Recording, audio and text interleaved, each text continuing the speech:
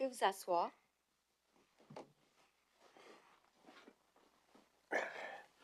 C'est même ça.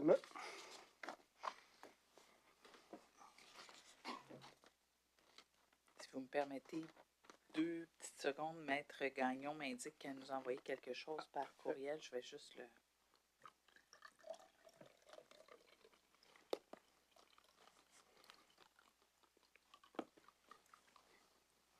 On l'a déposé hier, ce document-là. Assurément, c'était dans vos pièces, mais je pense pas que ça a été coté. Je le mentionnais hier soir également pour m'assurer qu'il n'y avait pas de doublons, là. Mais c'est la présentation au risque du 3 mars 2017.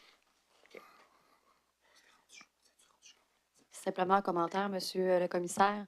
Nous sommes en train de colléger les informations pour répondre aux 2 engagements souscrits. Cela dit, c'est un document que nous avions déjà en notre possession et la commission aussi. Donc, pour faciliter l'exécution des travaux, on vous le transmet tout de suite. C'était fort apprécié. Merci, Maître Gagnon. OK. Bien, je pense que le mieux, ce serait peut-être de permettre de terminer le travail de colliger l'information. Parce que je peux faire reconnaître le document qui est là déjà, mais... Je préférais attendre. Je vais vous laisser aller. Parfait. Ce qui est plus fluide. Je remercie mes collègues pour l'effort pendant la pause. Je vous remercie. Mais si vous pensez qu'il y a peut-être d'autres choses, je voudrais voir le portrait général avant de continuer. Mais merci beaucoup. Il y a d'autres choses. Okay. Donc,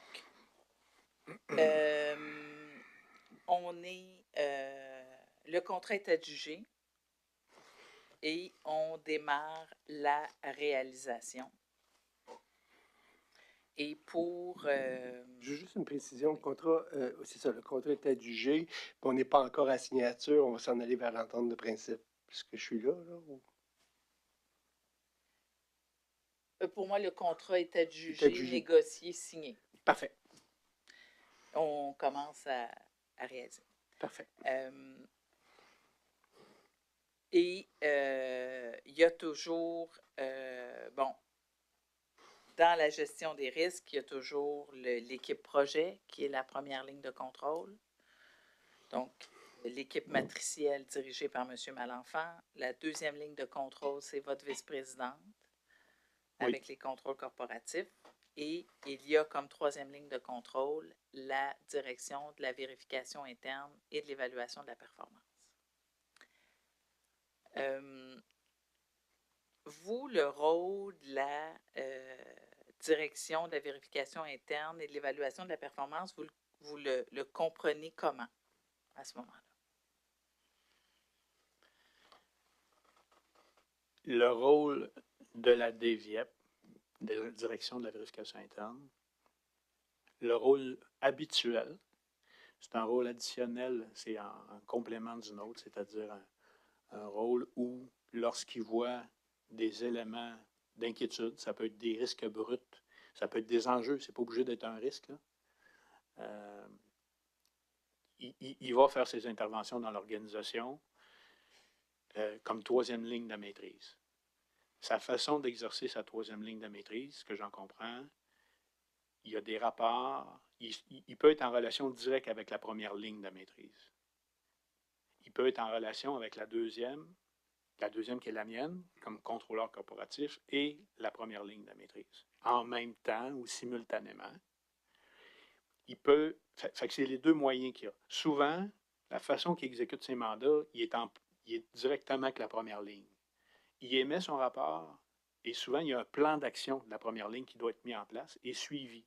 Souvent, le contrôleur, la deuxième ligne de maîtrise, il va se mettre à surveiller ces éléments-là. La deuxième ligne de maîtrise, elle exerce un plan de contrôle organisationnel. Mais là, on ne parle pas de ça, on parle de la direction de la vérification interne. Ça, c'est le mode habituel de travail là, de la DVIEP. Donc, quand il met des rapports à la VPTI ou à la CASA, il s'adresse au chargé de projet ou au VPTI. Nous, on est une partie intéressée qu'on va appeler. OK? Il peut travailler directement en collaboration avec nous. Les 2 équipes du 3e et du 2e niveau, normalement, collaborent ensemble sur un échange d'informations là, en bonne façon de travailler entre nous. Ça, c'est le mode habituel, comme je vous dis. Dans le cadre de CASA, la direction de la vérification interne avait un mandat plus large ou plus important qui lui avait été donné par le comité de vérification de mémoire. De mémoire aussi, ce mandat-là a été changé dans le temps, modifié dans le temps. Mais il reste que le mandat qu'ils avaient, c'est un mandat qui était qui lui permettait d'avoir accès à plus d'informations que même mes équipes à moi, on n'était pas en posture d'avoir dans le projet. Par exemple. C'était un mandat de surveillance continue. Continue, oui. Fait qu'il était. Ce modèle-là n'existe pas habituellement dans le modèle traditionnel. Fait que il jouait avec il était entre les deux modèles. OK? Fait que des fois, il exécutait un modèle traditionnel des mandats et habituellement, il y avait son modèle en continu aussi. Si je prends les mots de M. Pelletier, c'est la posture traditionnelle, c'est de regarder dans le rétroviseur, voir après coup ce qui s'est passé. Puis il y avait qui est leur mandat dans le plan d'audit adopté annuellement par le comité de vérification de performance. Et pendant le projet, il y avait une vérification en continu et donc il y avait des observateurs à différents endroits où se déroulait la réalisation du projet. Vous, comme deuxième ligne de contrôle, vous vous situez comment par rapport à la DVIEP? Par rapport à la DVIEP? Oui. Par rapport à la DVIEP, nous, par rapport à la DVIEP, les rapports qu'ils produisent dans les lignes d'affaires, on les regarde parce qu'on y a accès. Okay? On a accès. Pas toujours. Ça n'a pas toujours été le cas dans le temps. Il y a eu des moments où la DVIEP émettait un rapport, par exemple, à l'accès au réseautier. C'est pas nécessairement considéré que la deuxième ligne de contrôle et que ces rapports-là étaient accessibles aux autres. Mais il me semble qu'au fil de l'eau, ça s'est réglé, ces choses-là. Okay? Donc, on a accès à cette information-là dans le plan de contrôle. Il y a des échanges aussi entre les deux équipes, au-delà des rapports officiels, sur des informations et de la donnée qui peut surgir d'une équipe à l'autre. C'est pas toujours... quand on part un mandat, là, il va y avoir une transmission officielle qui va être faite, mais avant, il peut y avoir aussi des discussions entre nous. Là. Mais ce qui est actuellement en preuve devant la commission, c'est plus des notes de la direction de la vérification interne et de l'évaluation de la performance au comité conjoint. Comité CTI, comité actif-passif, sur lequel vous siégez comme observateur. Comité actif-passif du CA? Oui, le comité. C'est pas votre comité, ça, comme VP Finance? Oui, mais c'est pas ça qu'on a établi hier? Quand Daniel est là, je suis pas c'est l'inverse.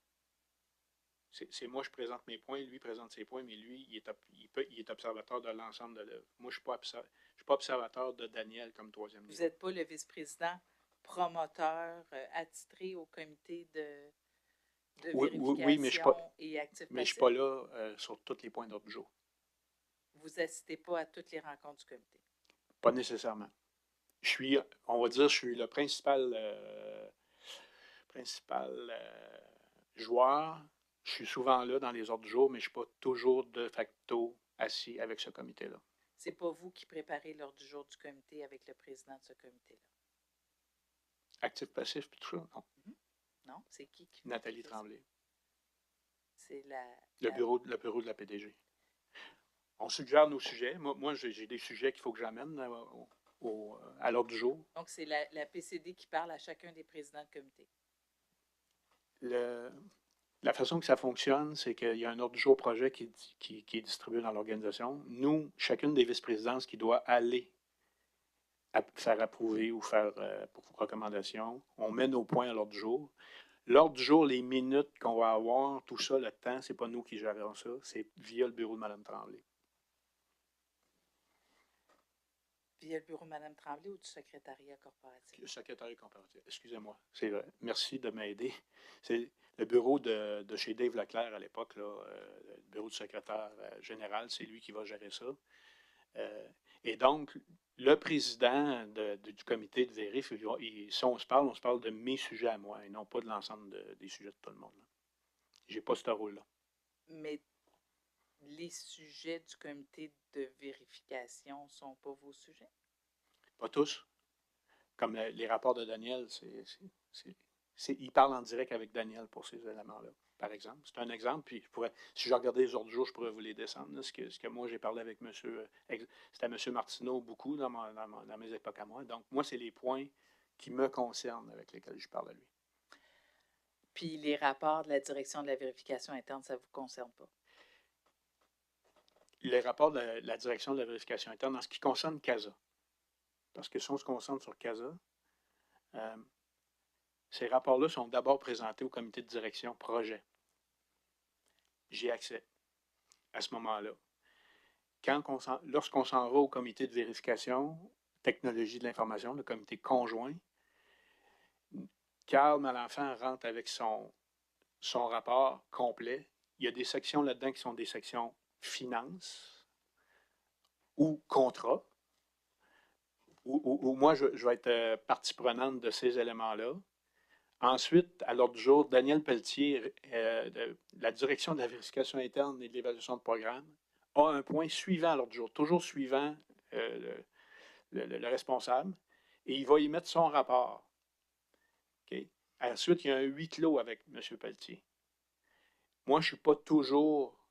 Carl, il doit être là. Moi, je n'ai pas souvenir que j'étais toujours là, mais étant donné que c'est le même rapport, j'imagine, c'est le même rapport que j'ai au comité de direction de suivi de projet. Là. Fait que j'ai accès par le comité de direction de suivi de projet au rapport de Daniel, de la direction de la vérification interne. C'est parce que de mémoire, là, mais c'est comme ça qu'on fonctionnait. Un ordre du jour, là, mais vous assistez au rapport sur le projet CASA de même que M. Malenfant. Là. Oui, exact. Et le suivi du projet CASA inclut le suivi de M. Malenfant et de la DVIEP. DVIEP, il y a un point à l'ordre du jour rapport. Non, il y a un huis clos à la fin. Oui. Mais on peut, Mme la peut-être juste pour ma mémoire, montrer, s'il vous plaît, parce que je ne le vois pas. Là. Il faudrait me le montrer.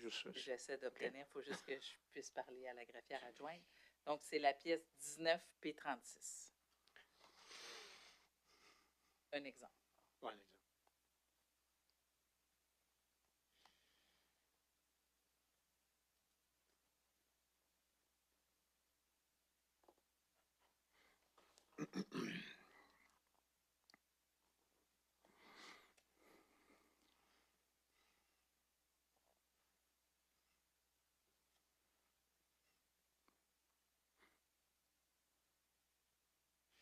Donc, on voit là, comité des technologies de l'information et comité actif-passif et vérification. On est au 19 mars 2019. On voit les présences.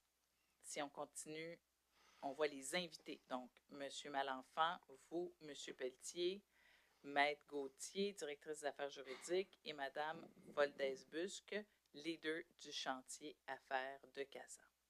Donc, continuons. On peut aller au point 3. Donc, CASA, état de la situation L2. Le vice-président aux technologies de l'information et chef de projet CASA, le vice-président aux ressources humaines, aux finances et à la performance, le directeur de la vérification interne et de l'évaluation de programme, la directrice des affaires juridiques et la leader du chef affaires de CASA se joignent aux membres. Le premier invité est au téléphone. Donc, on voit ici que c'est au moment de l'état de la situation de la L2 que vous arrivez tous. Oui. Est-ce qu'on peut présumer que ça s'est toujours passé comme ça? Si on avait... oui, je vais vous répondre. Ça, c'est le point CASA, état de la situation de la L2. Donc, le leader de ça, de ce point-là, 3, c'est Carl Malenfant et Mme Voldès-Busque. Moi, je vais venir appuyer certaines pages de la présentation de Carl. Monsieur Pelletier, qui est directeur de la vérification interne, il est là comme, il observe, il est là comme observateur à ce moment-là. Nécessairement, par la suite, il y a un point officiel à l'ordre du jour pour son rapport. Non. On va continuer. Vous ne l'avez pas, là? Mais non. Mais si ça a changé dans le temps, c'est comme ça que ça fonctionnait. C'est que lui, après ça, il y a un rapport, il y a un point à l'ordre du jour officiel au comité de technologie. Et il y a son huis clos. Le point 4, là, qui n'est peut-être pas là dans ce cas-là, mais c'est comme ça qu'on a fonctionné par la suite. Oh oui, il y a aussi Ernst & Young là, qui va venir dans la logique, le point qui suit celui du chef de projet, il y a un point pour le rapport de la DVIEP et il y a un point après ça pour le huis clos. Dans le comité de directeur de projet, ça, juste la rencontre avant avec le comité de direction, directeur de projet, à ce moment-là, c'est la même chose. M. Malenfant a le point à l'ordre du jour pour le suivi de projet. À ce moment-là, l'Alliance est dans la salle. Okay. L'Alliance va sortir et M. Pelletier va avoir aussi un point à l'ordre du jour pour son rapport.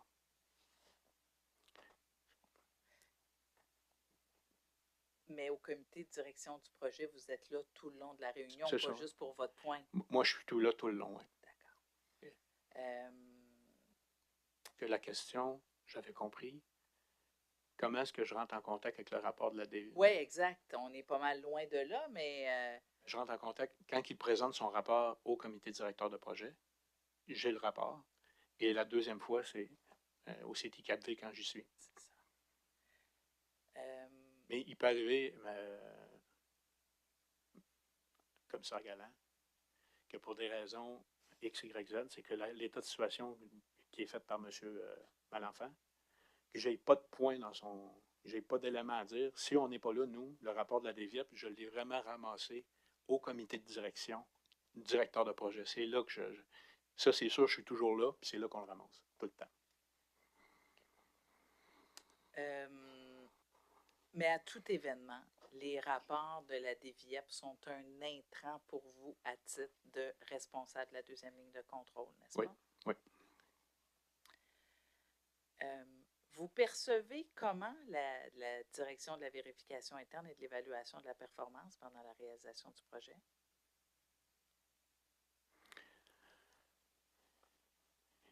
Moi, je perçois que il y a beaucoup de points qui sont relevés par la direction de la vérification interne. Il y a des points qui touchent directement la première ligne dans le rôle, dans la première ligne de maîtrise. Il y a des points qui, nous, vont nous intéresser. Ils touchent la première ligne de maîtrise, mais dans lequel on va devoir exercer un rôle de deuxième ligne. Donc, c'est comme ça que je vois le rapport. Je le vois comme une valeur ajoutée. Je le vois comme quelque chose qui va venir nous aider à se gouverner dans l'organisation. Mais la première... donc, dans l'ensemble des points qui est mentionné par l'équipe, il y a des points qui vont nous toucher, nous. Il y a des points qui vont nous toucher, qui vont toucher juste le projet, mais il y a des points qui vont venir toucher le projet et nous toucher, nous. C'est comme ça que, entre autres, tout ce qui va considérer la facturation, les taux, la facturation, tout ça, ça va venir toucher ma vice-présidence. Mais ce qui concerne la gestion du projet, proprement dit, dans son mandat plus large, celui-là, on est moins là-dedans. Et donc, vous, est-ce que vous avez attitré dans votre équipe à quelqu'un la responsabilité de réviser les rapports? Oui, c'est la direction des finances, là, du contrôle organisationnel des finances. La révision... Mais la révision dans le sens de en prendre connaissance et déterminer s'il y a des suivis, des éléments dans ce rapport-là qui nous concernent et qui méritent une action de la part de la vice-présidente. Parce qu'on le prend pour acquis, c'est ça, oui. Mais le commissaire Galland, c'est que c'est la direction du contrôle et des finances qui est le principal, qui est aussi le bras avec le comité de vérification. Là. Et c'est qui occupe ces fonctions-là pendant le projet Kazan? Dans la phase réalisation, c'est Mme Lépiné en majorité. Puis Mme Lépiné, elle se rapporte à qui? À moi. Directement. Et est-ce que vous avez des suivis hebdomadaires, bi-hebdomadaires ou mensuels avec Mme Oui, Lépiné on comme a- relevant direct? On a un comité de direction, on a un comité de gestion, qu'on va l'appeler comme ça, le comité de gestion, où l'ensemble des directeurs généraux sont là. Mais aussi, il y a des rencontres qu'on appelle statutaires, là, au moins aux 2 semaines, avec Francine pour le suivi de ces dossiers. Et est-ce que les rapports de la direction de la vérification interne et de l'évaluation de la performance font partie de vos suivis? Oui, on en discute. Assurément qu'on en discute. Et c'est quoi votre perception? Comment percevez-vous le rapport entre la direction de la vérification interne et de l'évaluation de la performance et le comité, l'équipe de réalisation, l'équipe projet?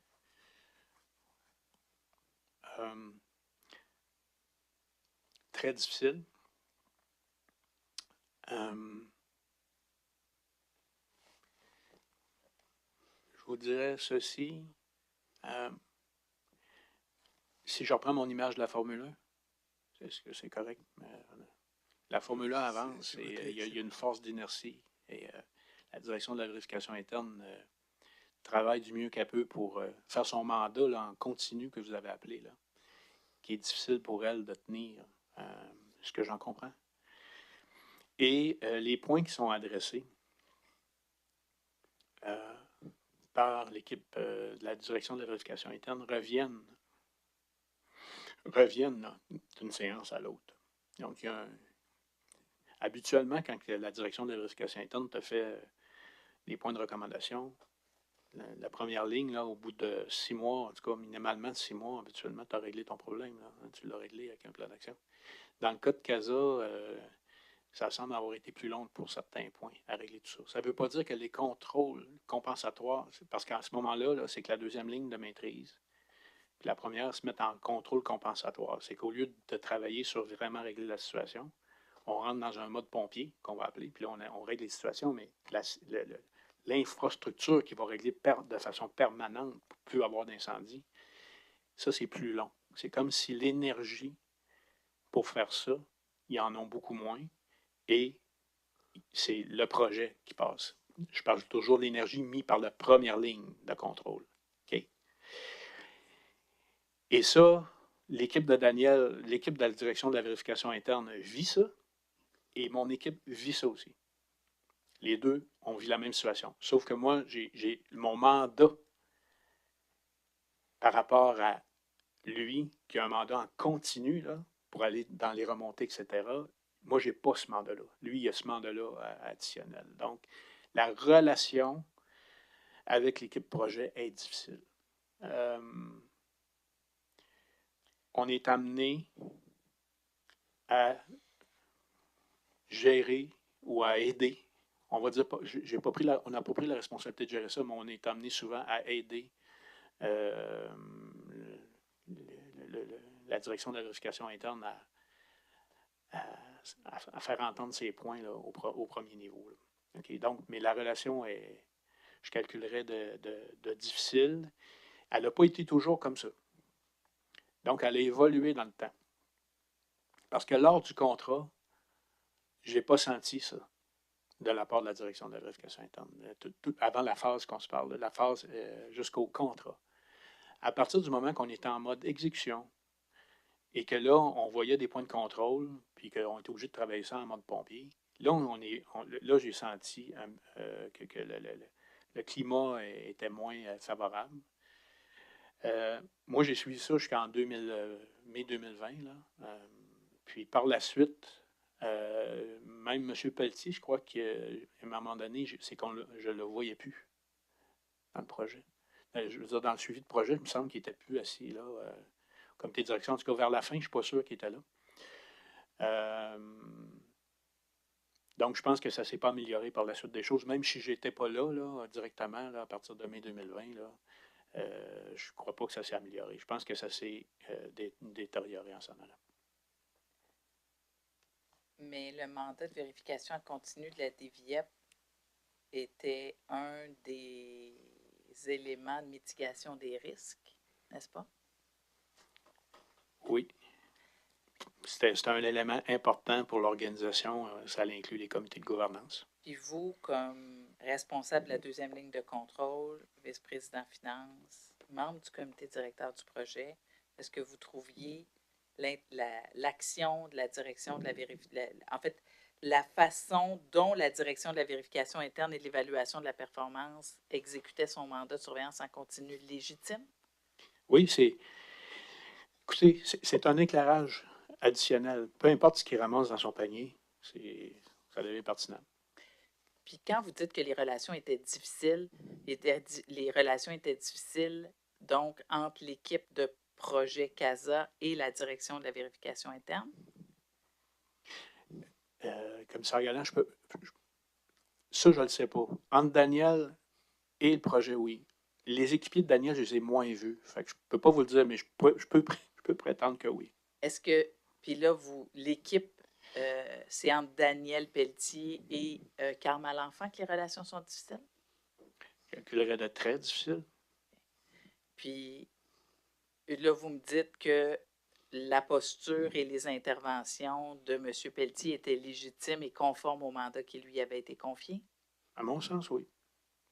Donc, c'était M. Malenfant qui était dans le tort dans la façon dont il abordait la relation avec la direction de la vérification interne et de l'évaluation de la performance?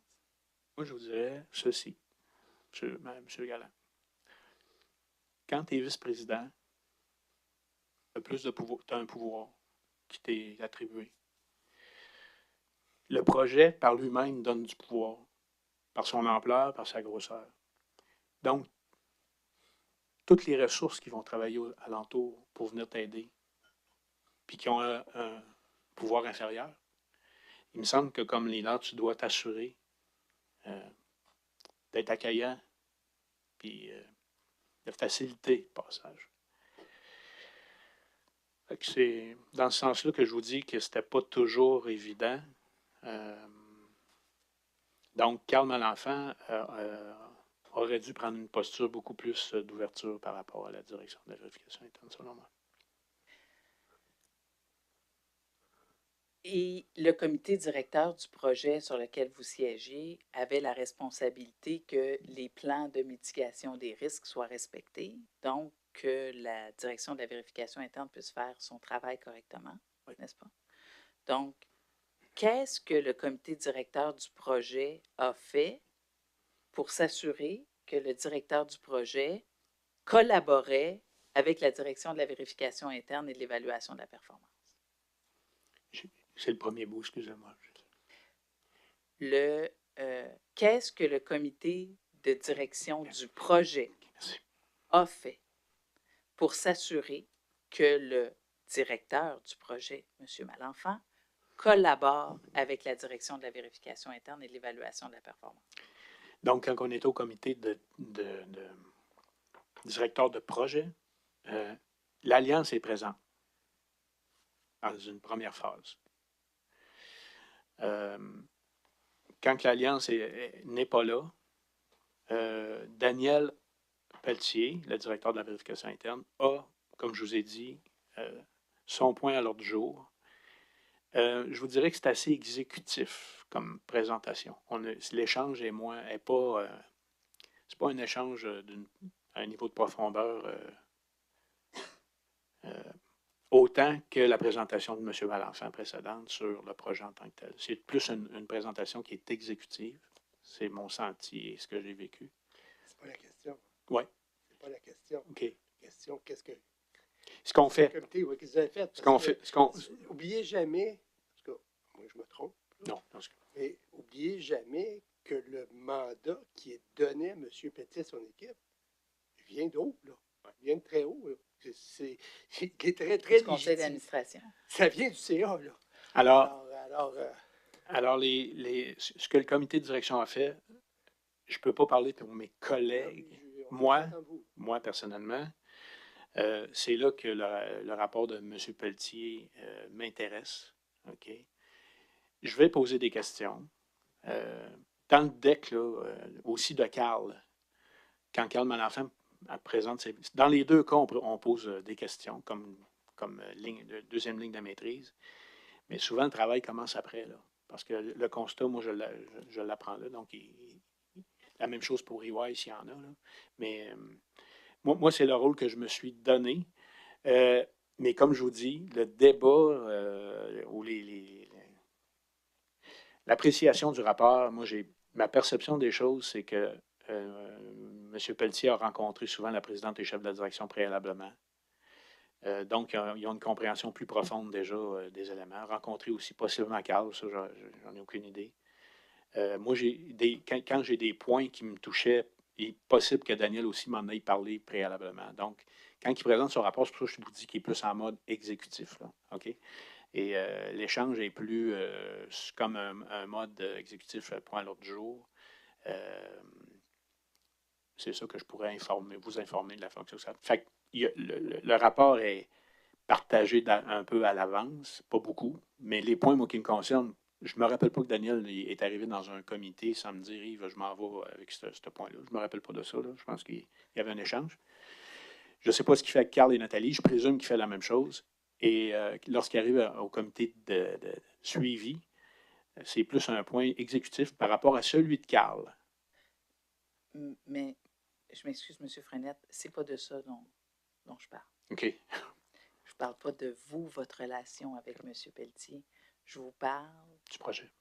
Du comité de direction sur lequel vous faites partie, qui est la plus haute instance du projet et qui a le mandat de s'assurer que tout fonctionne bien. Ouais. Et une des façons à son niveau de s'assurer que tout fonctionne bien, c'est que les éléments des plans d'action de mitigation des risques puissent se réaliser. Exact. Et là, ce que vous me dites, ce que vous me confirmez, c'est que la direction de la vérification interne, son sentiment qu'elle a de la difficulté à exécuter son mandat sur lequel M. Pelletier et son équipe est venu témoigner il y a 2 semaines, vous l'avez constaté vous-même pendant le projet. Oui. Vous êtes FCPA, là. Oui. Vous êtes auditeur. Vous le savez combien la vérification externe ou la vérification interne est un outil puissant de gestion des risques, n'est-ce pas? Oui. Donc, moi, ce que je vous demande, et Mme Tremblay aussi a la même formation que vous. Elle a même travaillé au contrôleur des finances. Donc, comme corps décisionnel, est-ce que le comité directeur du projet ou le comité de direction de la société a posé des gestes concrets pour requérir du directeur du projet, M. Malenfant, de collaborer avec la direction de la vérification interne et de l'évaluation de la performance? Oui. Lesquels? C'est que les éléments apportés par Daniel, par la direction de la vérification interne, étaient pris en compte par le chargé de projet et dans la reddition de compte habituelle du DEC de mémoire. Donc, il y avait ce que Daniel apportait devait être pris en compte et il devait avoir un suivi qui était fait là. Est-ce que ça s'est maintenu tout le temps dans le suivi de projet de M. Malenfant? Je ne peux pas vous le confirmer, mais c'était là que c'était pris. Donc, autrement dit, puis EY, la même chose normalement. Les points amenés par EY étaient aussi amenés, puis il y avait des suivis de mis par rapport au suivi qui devait être fait sur les points. Je vais être beaucoup plus pointu Oui. que ça. OK? Vous me dites, il y a des suivis, c'est votre rôle. Vous êtes le comité de direction. C'est ça. Vous en faites partie, Mme Tremblay en fait partie, les autres VP, notamment M. Malenfant. Exact.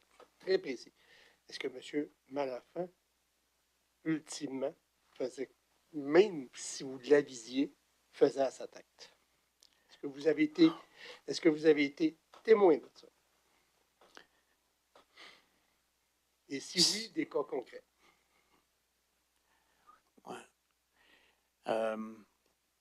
Oui, genre, par exemple, lorsqu'il y a eu la discussion sur les indicateurs de performance, l'indice, il y a deux indicateurs là, dans le rapport Que je connais. que vous connaissez. Je ne me rappelle plus exactement des acronymes, là, mais ces deux indicateurs-là ont fait l'objet de discussions ou de commentaires de la part de la direction de la vérification interne. Et il me semble que le chef de projet est resté sur sa position, là. Il n'y a pas eu de changement important par rapport à ce que Daniel amenait comme valeur ajoutée. Ça, c'est un exemple là, que je peux qu'on a vécu. En fait, s'il y en a eu un, il a fallu qu'on mette de la pression. C'est pas automatique. Il a fallu qu'on s'impose pour le faire réaliser.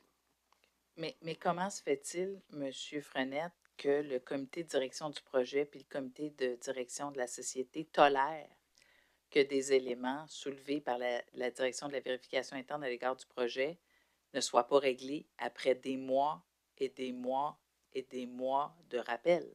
Vous l'avez dit vous-même, habituellement, quand j'ai quelque chose dans le rapport de la direction de la vérification interne, je ne m'organise pas que ça soit là la fois d'après.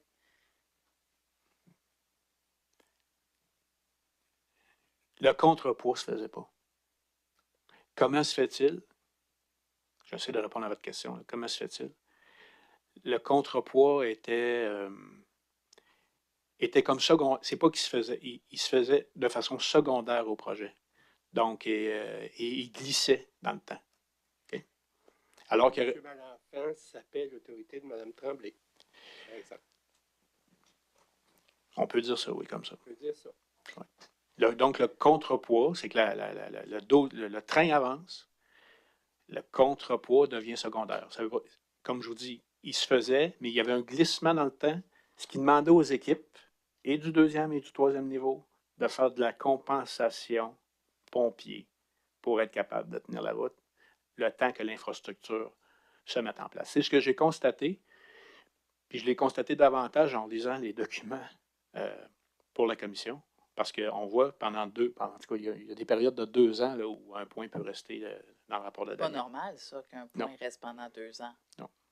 Puis moi, ce que j'entends de votre réponse, c'est que le comité de direction du projet puis le comité de direction de la société n'a pas exigé de M. Malenfant qu'il règle le plus rapidement possible les éléments soulevés par la direction de la vérification interne et de l'évaluation de la performance. Est-ce que c'est ce que j'entends par le contrepoids ne se faisait pas?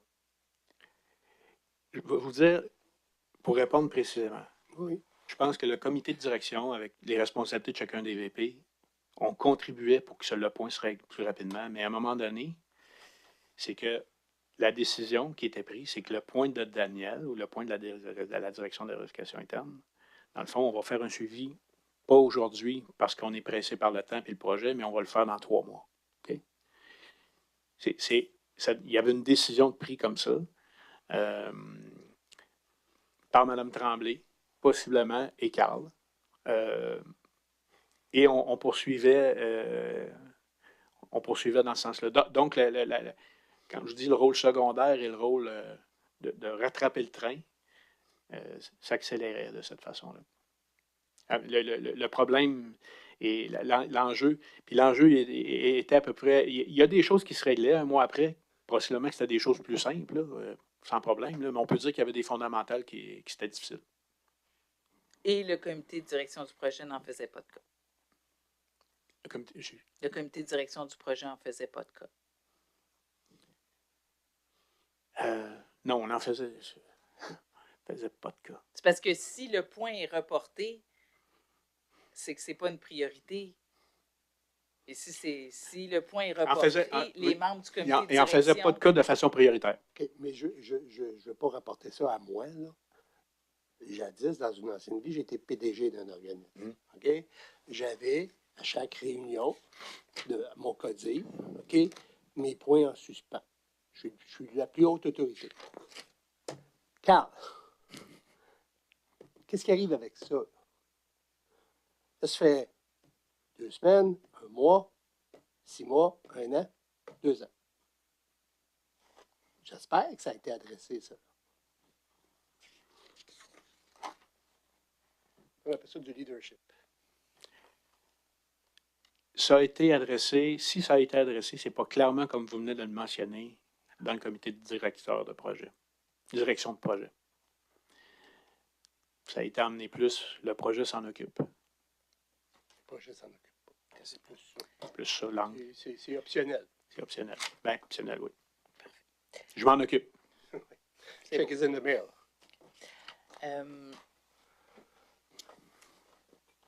vous avez entendu le témoignage de M. Pelletier à l'effet que parfois les projets de notes qu'il préparait pour le conseil d'administration étaient resserrés, disons ça comme ça, par une discussion avec la présidente et chef de la direction. Est-ce que vous étiez au courant de ça, qu'il y avait un resserrement du contenu des notes par la présidente et chef de la direction après une discussion avec M. Pelletier?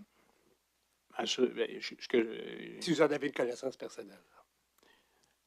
J'ai pas eu connaissance là, personnelle de ça. Moi, quand je travaillais avec Daniel, la direction de la vérification interne, il me voyait avec ses commentaires. On travaillait en collaboration pour comprendre. Puis l'objectif qu'on avait mutuellement, moi et lui, c'était de communiquer comme il faut le point, mais pas d'enlever le point, hein, comprends? Communiquer le point.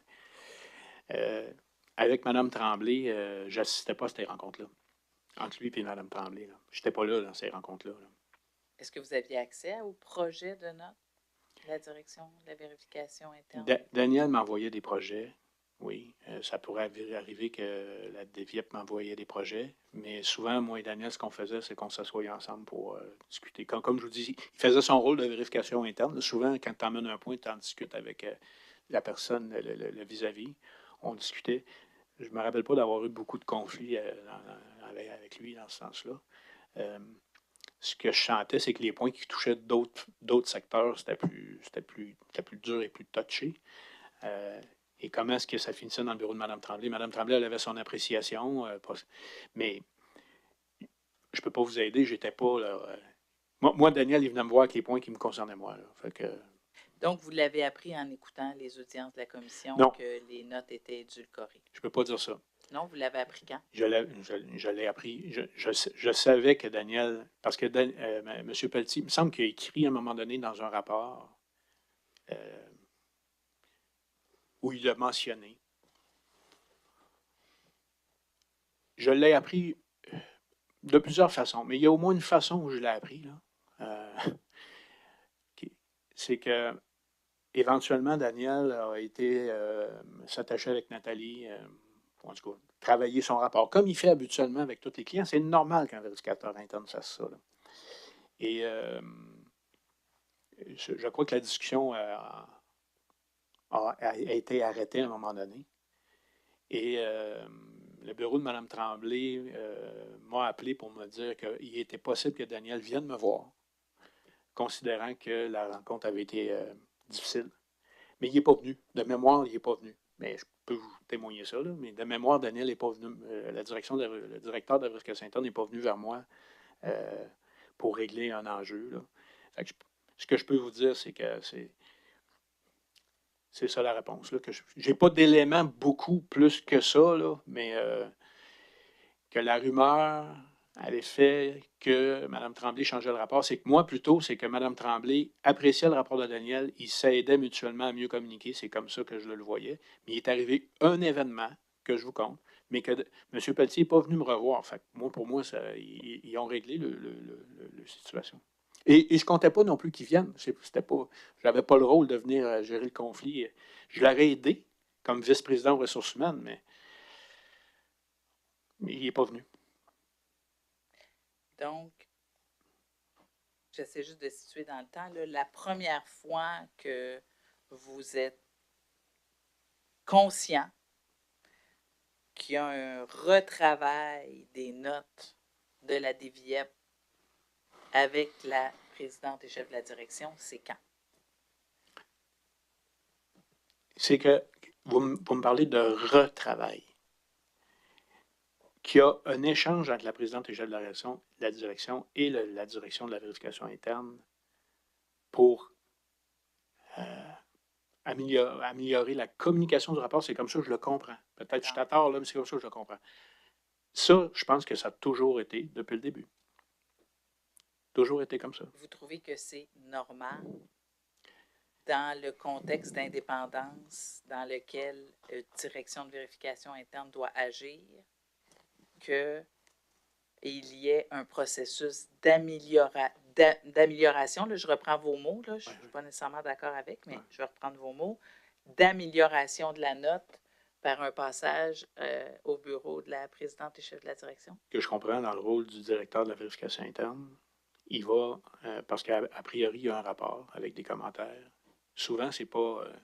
Il n'attend pas d'être attaché à 100% là, pour avancer, parce que des fois, c'est. Et le vérifier, on appelle ça le vérifier ou l'auditer, est rencontré.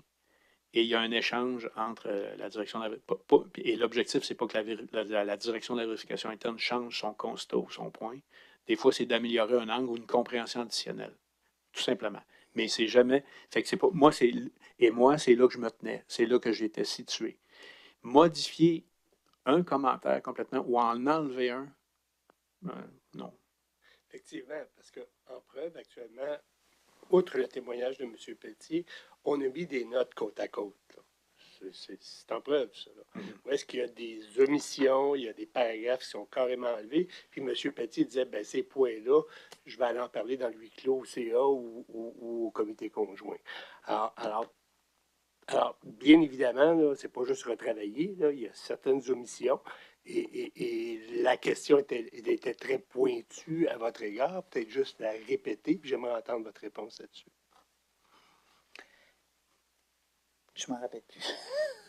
Est-ce que... Trouvez-vous ça normal? Oui, est-ce que vous trouvez ça normal qu'il y ait un processus d'amélioration de la communication, entre guillemets, qui se fasse au bureau de la PCD, des notes de la vérification interne? Qu'il y ait un processus d'amélioration, c'est prévu. Qu'il y ait un processus d'élimination de commentaires, non, c'est pas normal. Ça, c'est pas normal. Puis, donc, comme FCPA, là, vous êtes bien au fait de la règle d'indépendance et de la posture d'indépendance qui est probablement la posture la plus importante de la part d'un vérificateur, n'est-ce pas?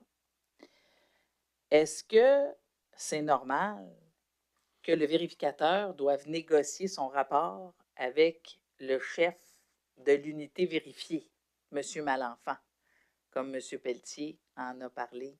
Non. C'est une situation susceptible de miner son indépendance. Oui, d'améliorer la compréhension, oui, mais de négocier, non. On va en venir à certaines interventions de la direction de la vérification interne et de l'évaluation de la performance qui ont été aussi traitées par la deuxième ligne de contrôle, là, donc votre vice-présidence. Et je parle en particulier de l'enjeu lié à SGPE, puis je m'excuse, je n'ai pas la signification de l'acronyme, mais c'est le logiciel dans lequel les gens du projet entraient leur temps. Là, c'est le module d'entrée de temps, puis qui va servir à la facturation, notamment des fournisseurs. Qu'ils soient l'Alliance là, ou qu'ils soient les autres. Donc, et il y a c'est en preuve jusqu'à maintenant, là, vous avez dû entendre parler et à pendant la commission et à l'époque, de l'enjeu autour des portillons, c'est-à-dire des petits bidules qui est à l'entrée d'une porte qui permet à l'aide d'une carte d'accès d'activer, de débarrer, de déverrouiller la porte. Merci, on me dit c'est le système de gestion de projet d'entreprise. Qu'on me souffle par Teams. Donc, il y a une note qu'on va vous montrer, la pièce 26 P95A, la page 751.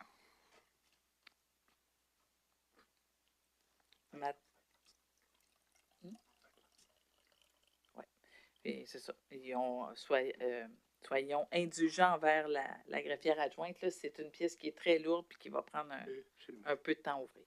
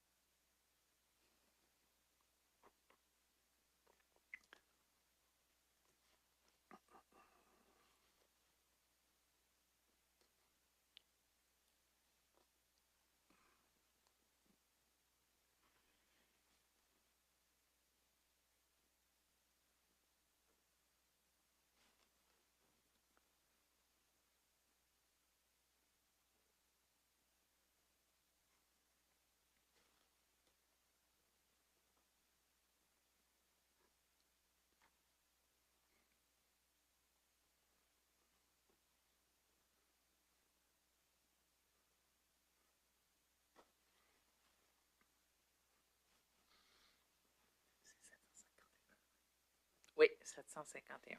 C'est pas ça que j'ai dit. Ah, je m'excuse. Ah, puis il n'y en a pas. Ça va mal. 751.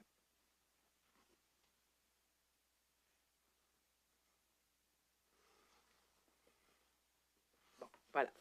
Donc, c'est une note qui vous est adressée à titre de vice-président et de responsable de l'application des règles contractuelles par Mme Lépiné, donc directrice générale du budget, de la comptabilité et du contrôle organisationnel, 22 mai 2018.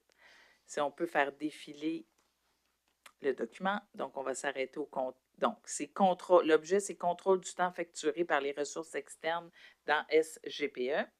Et dans le contexte, on mentionne la présente note fait suite à la rencontre du 16 mai 2018 où il nous a été signalé des irrégularités au niveau des contrôles entourant le système solution de gestion de projets d'entreprise.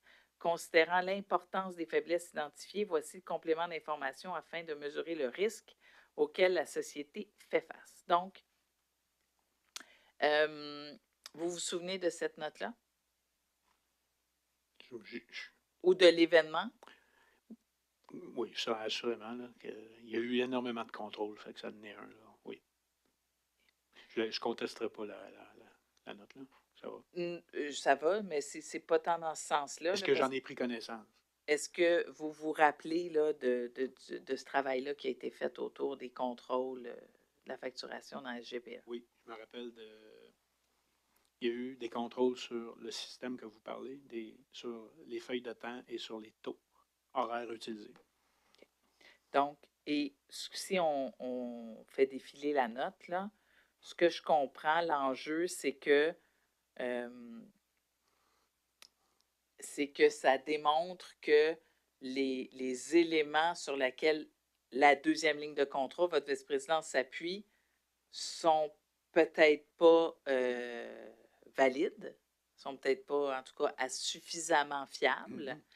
Et il y a potentiellement un cas d'appropriation illégale des ressources de la société, en ce que des heures non travaillées seraient facturées à la société. C'est bien ça?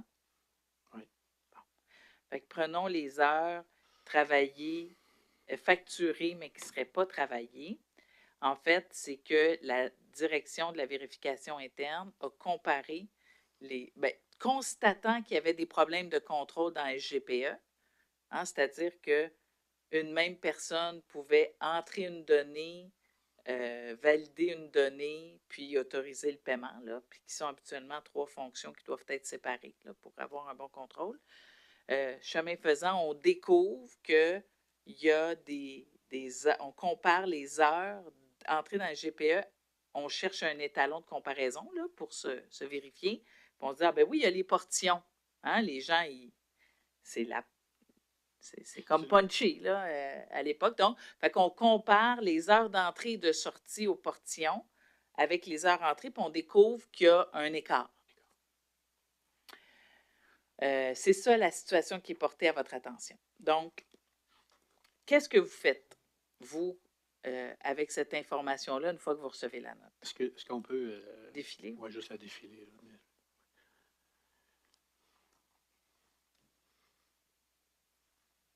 Alors, je vais prendre 5 minutes. Vous allez prendre la note au complet. Vous allez lire la note au complet. Et je reviens quand Mme la greffière me fait signe. Ça va être plus simple, puis des questions pointues sur la note. Parfait. Veuillez vous lever.